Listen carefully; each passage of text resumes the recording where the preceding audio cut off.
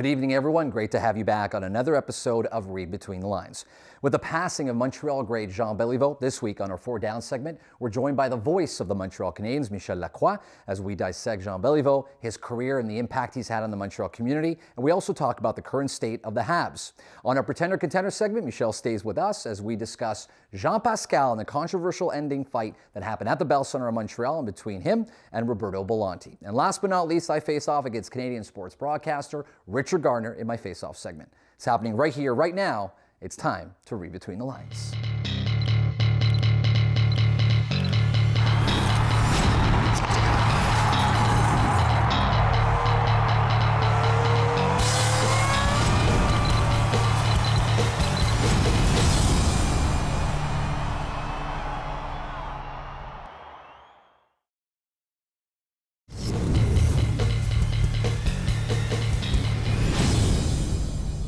The Montreal Canadiens lost one of its greats with the announcement of the passing of longtime captain Jean Beliveau. On this week's, we dedicate our Four Down segment to number 4, Le Gros Bill. As always, we invite you to share your opinions, have your say on our social networks at facebook.com/RBTL Sports, as well as on Twitter at RBTL Sports. We welcome to the show the voice of the Montreal Canadiens. That's Michael Lacroix. Great to have you. Nice to be with you. You called your first game in 1977. Fast forward 37 years. Here you are right now on the set of Read Between the Lines. Great to have you. Same here. Pleasure to meet. To your right is Anthony Cornelli, RBTL contributor. Great to see you. Great to be back. And last but not least, co-host David Hurley. All right, gentlemen, start with you, Michel. Safe to say, we already know that Jean Beliveau, I think most would agree, is the greatest captain of all time, or at least of the Montreal Canadiens. Can we throw the question out, or I'll throw it to you? Is he the greatest captain that the National Hockey League has ever seen with one organization? To be honest with you, I think I'd say yes, because what he's done on the ice is one thing, but off the ice is also something very special. I think we should go back when we select a captain to not only the athlete, but also to the man who means so much to a community. So do you believe the criteria has changed in today's NHL in terms of leadership? Yeah. Right. But the NHL has changed. Let's not forget that when we're going back to the 60s, I mean, players were involved with the team, with the same team for many, many years, right. And that is not the case today. So we do have to set, I'd say, different standards. But personally, I think that even though we had great captains, from Butch Bouchard, that we named the captain of captains, to Jean Beliveau, the greatest ambassador of all ambassadors, but I think that the way I see Mr. Beliveau as a man, as a hockey player, I think that he is on top of all the captains in the NHL. Well, if you look at statistically, and today it's all about stats, Marc Messier has just as good stats as Jean Beliveau does. Sure. He might not have the 10 Stanley Cups. He has 5. He led Edmonton Oilers to 4 Stanley Cups. Second all-time as well. One without Wayne Gretzky, which was the big one in 1990. And then he went to New York and won their first Stanley Cup after 40 or 50 years. But I don't think you can disagree, though, and I tend to agree with you, Michel. You can't argue the contribution that Jean Beliveau has made to the organization and to the community. And absolutely. When you pass, and they're talking more about who you are as a person than the actual player, I mean, that speaks volumes. Yeah, and you got to look at the NHL legends. You know, you hear of Gordie Howe, you hear of Wayne Gretzky, and the way that people have been saying the nicest things about Jean Beliveau, it's unbelievable. I mean, the guy's done so much off the ice as much as he's done on the ice. I haven't heard one bad comment. Absolutely not. Yeah. And I mean, you look at the Montreal community, the way it's stood up and said thank you to a great man, and said, you know, a guy who had time to answer every letter that people wrote to him. That says something about your character, your personality, and that's why he's been such a great ambassador and a great captain. If you were to choose an ambassador in today's NHL that does represent some of those values of Jean Beliveau, is there one that stands out in terms of franchise player? You mentioned it before. A lot of these guys don't stay with the same organization. But if you had to make a choice, I'd be curious to know who you'd pick right now. I'd probably go with a guy like Martin Brodeur, or a guy like Ray Bourque at the time, or somebody who stayed with the same organization for years. I don't know anyone who's leading. I will go with a guy who just retired this year, who you had the pleasure of saying his number and his name quite a bit, in number 11, Saku Koivu. I mean, that guy was just as good, if not. If we go sheer longevity, he was right up there, right? He is the longest tenured captain of all time for the Habs. So I think what's important here when we speak about Jean Beliveau is not, a lot of people don't speak just about his hockey. We speak about what he did off the ice. Like you mentioned, he was a great ambassador. He did great charity work when he was done his career. He worked a lot with kids. So it's very, very nice to see that people are remembering him as a man first, than just a hockey player, a great hockey player. You know, it didn't surprise me, but when you look at the reaction of his former teammates, Yvan Cournoyer, Dickie Moore, Gilles Tremblay spoke, because Gilles and I worked together very closely when I first started with the team, and they were always talking about Jean Beliveau as a captain. Whatever they needed, they'd turn, they'd talk to Jean. He would listen, give them their advice, and it goes from Doug Harvey to all of them. And Yvan Cournoyer was also deeply touched by the passing of Mr. Beliveau. I want to change topics a little bit and change gears and bring it to the present with the Montreal Canadiens, who are going through a tough spell. Stay right there. Don't go anywhere. I want to talk about the Habs. They've only won one game in their last 7, 3 games in their last 10. We're talking Habs right after the break. Stay with us.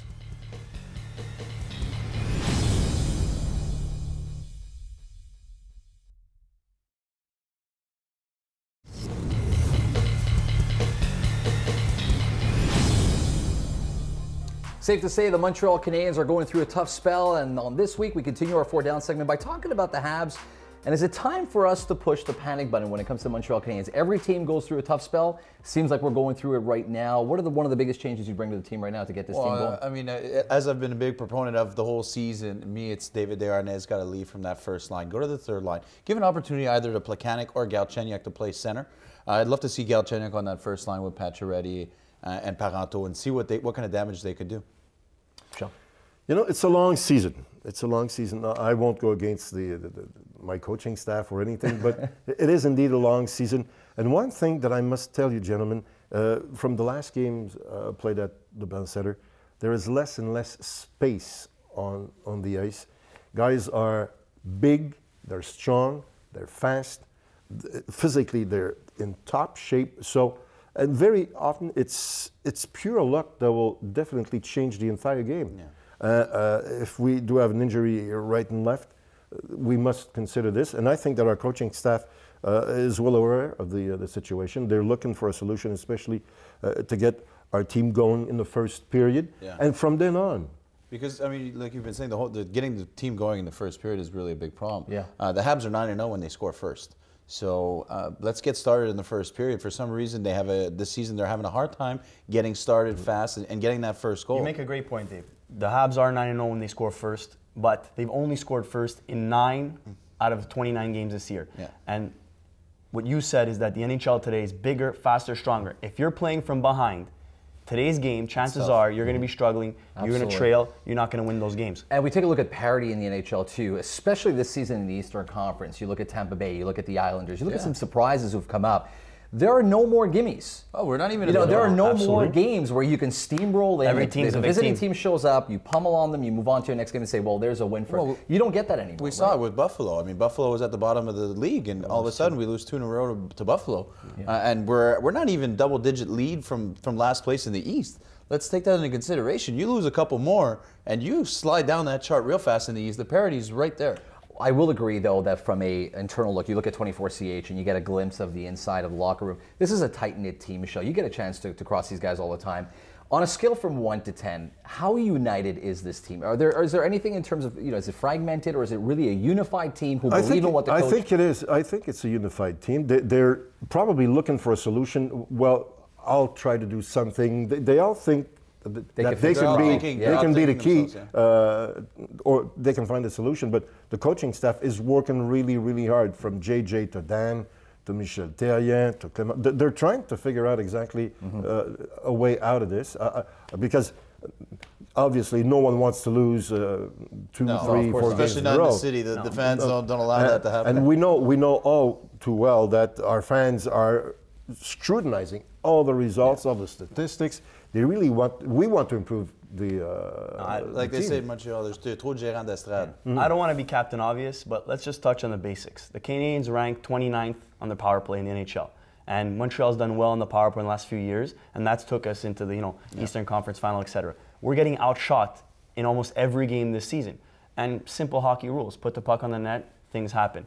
So I don't want to push the panic button, but maybe the reality button. Yeah, you definitely develop bad habits, and that's what these early games are for. I agree with you, it's a long season, but there are habits that get developed, and they do carry over into the playoffs. And you want to be careful of that and mindful of that. And I think that it's great to know, you obviously see the coaching staff and how hard they've been working, but this is going to be more than an individual person trying to fix the problem. You're going to need the whole team to be able to do that. Yeah, and see the additions that they've made on defense. They've added close to 2,000 games in 2 players in Brian Allen and Sergei Gonchar. The problem is with those 2,000 games comes the mileage, and you're starting to see it a little bit of wear and tear on that defense. They don't have the same speed, and we're getting burned a little bit. Teams got to play a little bit more together, a little better team defense, and see how they can improve by that. Stay right there, gentlemen. I want to talk a little bit of boxing with you, especially. I know you did a little bit of ring announcing back in the day. We'll find out about that as our Pretender and Contender segment is up next. Don't go anywhere.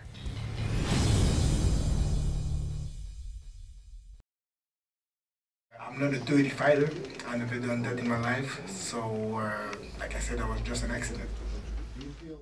That was Jean Pascal talking about how he's not a dirty fighter at a press conference at the end of a very controversial fight that happened in Montreal at the Bell Center, as we saw Jean Pascal face off against Roberto Bolonti. I'm curious to find out your opinion. We want to hear from you on our social networks at facebook.com/RBTL Sports, as well as on Twitter at RBTL Sports. We welcome back Michael Lacroix, voice of the Montreal Canadiens, and also a boxing fan too. You had a chance of calling a big fight. Oh, we're going way back. I was the ring announcer for the first bout between Hilton and Ouellette. Hilton and Ouellette, the one that ended with, what was it, 8 seconds to go in the knockout of the 12th the round? final knockout. Yep, I was there with a little bit of blood on my tuxedo shirt. Good, That was neat. That hopefully, was nice. hopefully, we get your input as well. To your right is P.E Juste. You were front line, right there, front seat with regards to the event you were covering for RBTL Sports. Yep. Great to see you. I'm looking forward to your here. insight.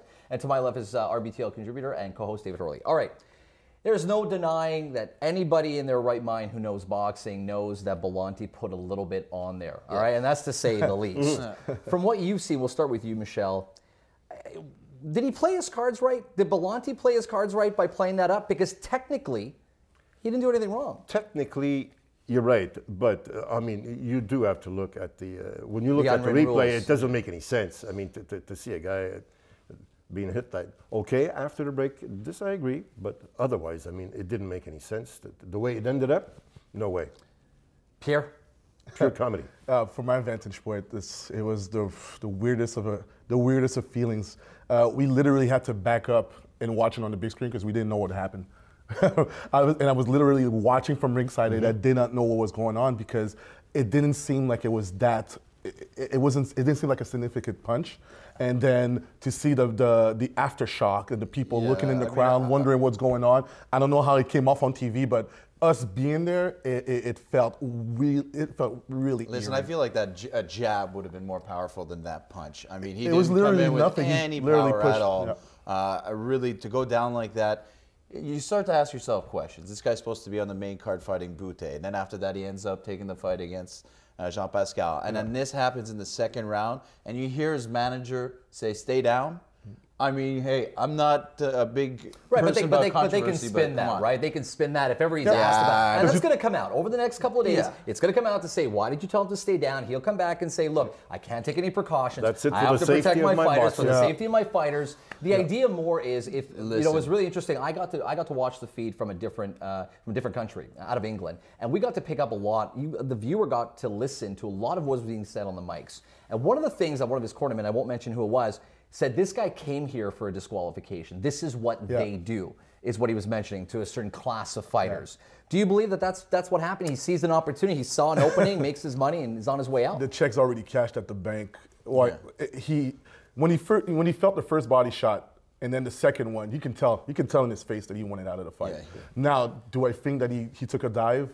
In the history of boxing, it's happened before, but in that particular case, we don't know. We literally don't know what happened. And for me being there, it was very weird. There's the unwritten rule we talk about. Would a Hilton or Ouellette do that? Would they No, say- I don't think they so. would- Not at all. Not at all. Of course not. But- They would want to go 16 rounds if they could, But right? one must know that he was brought up here for a special purpose. I mean, you don't bring up a top boxer to fight Jean Pascal or Butte. And I think there's a little drama, of course, but one must realize the role that this guy had going in the ring. He was the the tune-up before the Quote-unquote Kovalev fight, punching bag. which is going to be now maybe in jeopardy, coming out with the outcome of this, if it's a disqualification. I mean, it's still going to be reviewed by the boxing board. I don't like the fact that he went down. You'd think in the 21st century, boxers wouldn't take dives, but this kind of looks like a dive. Anybody surprised that they called it a unintentional foul? How do you? I'm not how is it surprised. an unintentional foul if you're in you a hit the clinch. guy after you break from the clinch and the guy says happens break? all the time. Well, from the post-fight press conference, Jean Pascal claimed that he didn't hear the break. Yeah. And from the noise that us being there, there's a lot of noise. It could have easily drowned the referee. And Michael Griffin's a noted referee. You can tell by his reaction he didn't know what was going on. Yeah, when he turned around, he looked a little lost. He didn't understand why he was on the ground. Yeah, he looked directly at the commission. The commission looked directly right back at him, and they were looking at Bolonti on the floor. That's it. And they didn't know what was going on. You brought an important point. Indeed, Griffin is one of the top in the business. Yeah. Russ Amber alluded to that at the press conference. I mean, it clearly indicated, I think, that there was a break in the action. Yeah. And Pascal went at it, but was it that hard of a blow? No, it's like Roy Jones said. You can't punch them when they're down. You can't punch them when they're up. When can you punch them? Yeah, when you take a look at the trauma specialists, and very often in these types of events, I've seen them happen before, the trauma specialist's job is to overlook the paramedic and trainers, right? To make sure that that's isolated and the trauma's been taken care of. If you take a look at the footage, you would see that the trauma specialists leave the ring. That never happens. And the only thing that it indicates to me is that either A, they made a gut shot with regards to what they were seeing visually, and were able to see enough visually to say, you know what, this guy's fine, right? And the only two guys that were left in that ring was a trainer and the paramedics. It's one of those things with boxing that you get to see very often, whether it's scoring, whether it's these black eyes. Do you believe that this is one of the reasons why boxing is not moving forward as popular as it once was, and why MMA, for example, is taking the front seat with regards to combat sports? I think they should unify all these, the World Boxing Council, Union, they've got what, four organizations? For organization, but there's too much money in the way. That's it, but There's too much money in the way. just one, so we can figure out exactly who's doing what, where, how. Ideally, that would be the best thing to do. But there's so many promoters, the people that they don't want people to get in their pockets, and it's very unfortunate for boxing. Yeah, exactly. One thing's for sure is you have unified us right here on Read Between the Lines. We're so happy to have you on the show. For people who want to catch some of the action, of course, we know that you're at the Bell Center, but where else can they catch you? RDS, along with Carlo Blanchard, have been doing golf for the PGA Tour for the last, let's say, 25 years or so. So we're getting ready for a brand new season, upcoming season on the PGA Tour with a new Canadian kid. Have a look, Nick Taylor. We'll hold that one for the next time we have you on to talk a little bit of golf. I know you're passionate about it. Thanks for taking the time. Great to see you. Really nice. Thank you. And I'm getting confused. I'm getting confused about boxing because it's getting like American football. You can't hit a man when he's up. You can't hit a man when he's down. What the hell is going on? When are we going to be able to hit a man? That's why you should follow Canadian football. Everything goes. I guess so. Stay with us after the break. My Face Off is next. You don't want to miss it.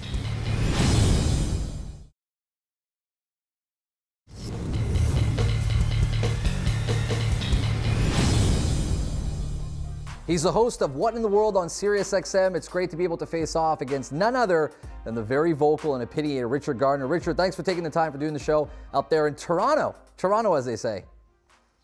How are you, Adam? Good, good. Thanks for being on the show. You're an ex-Montrealer. First and foremost, how is it to be living in an area where people are cheering on the Leafs? Well, it's going on 20 years now that I've been in Toronto, and it's been everything. I guess it's been amusing at times, depending on your stance. I'd be lying if I didn't say there was a part of me at times that enjoys the Leafs' up and down roller coaster of emotions here, especially with the fans. But mostly that's because I resent the organization, Maple Leaf Sports and Entertainment, as much as I do, and I think for good reason. But it is more fun being in the city when the Leafs are in the playoffs, but I think that's almost now a theoretical statement. Well, let's talk about the Leafs. We talk about the organizational woes that they've had. It's been frustrating for a Leafs fan, especially the meltdown against Boston. In your mind, what's the biggest issue and challenge and obstacle that the Leafs have to overcome to finally see some success and give their fans what they deserve? Capitalism. Capitalism would be the biggest obstacle, and that started long before the salary cap era actually gave this organization an out, where they could actually claim that they would love to spend $200 million a year, but they can't now. But really, this started when MLS East figured out that the brand, the Leafs brand, was as strong as it was, and that essentially it's crack cocaine in this city. When you know that you don't have to do anything, in this case, put a winning product on the ice to fill a building with the most expensive tickets in the league, in sports almost, and you're valued every year by Forbes magazine as the most valuable franchise in hockey. Well, you're not obviously incentivized to do much more, especially if it involves spending more money to get to the top of the mountain. That doesn't necessarily appease the fans, but these fans essentially suffer from Stockholm syndrome in this city, that they've somehow, fallen in love or identified with their captors. Well, obviously Brendan Shanahan is a big part of that. You talk about so many different levels.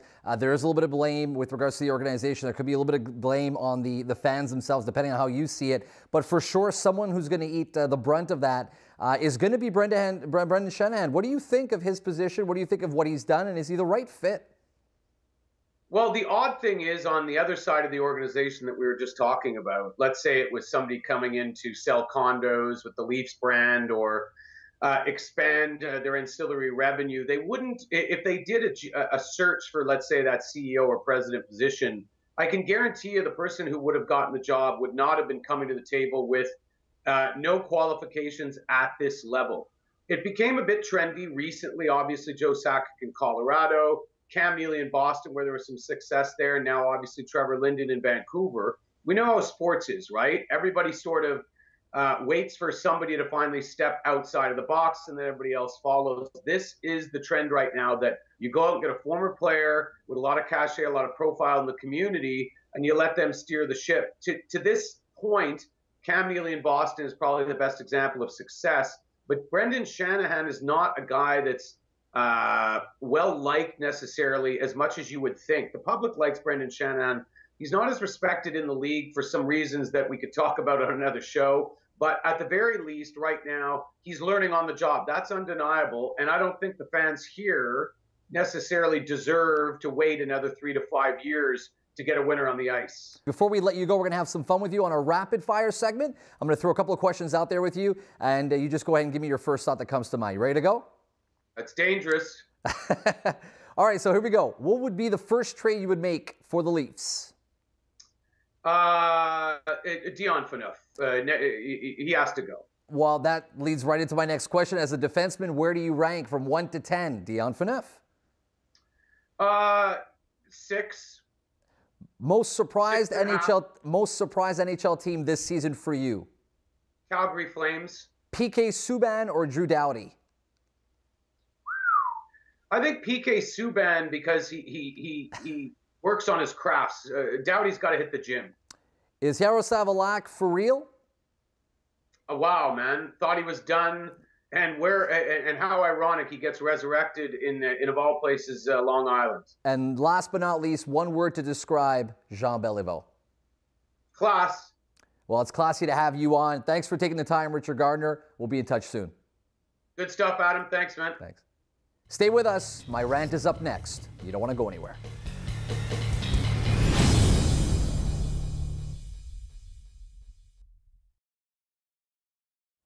This week, in honor of something special and important to us, we've substituted our weekly rant to take a moment to reflect. We'd like to take the time to pay our respects and thank the late and great Mr. Jean Beliveau. Mr. Beliveau affected us all in the city of Montreal. He was a great man, a leader, a legend. Le Gros Bill was more than just a hockey player. He was a father figure to so many children in Montreal and across the hockey spectrum. Statistically speaking, if we take a second to look at his long list of on-ice accomplishments, it's ridiculous. Incredibly impressive, a true champion. The name Jean Beliveau is engraved on the Stanley Cup a grand total of 17 times. That's right, 17. 10 as a player, 7 as an executive, which by the way still stands as a record in his 18-year career. He missed the Stanley Cup playoffs how many times? Once. You can also add 13 All-Star games and 10 seasons as a team captain.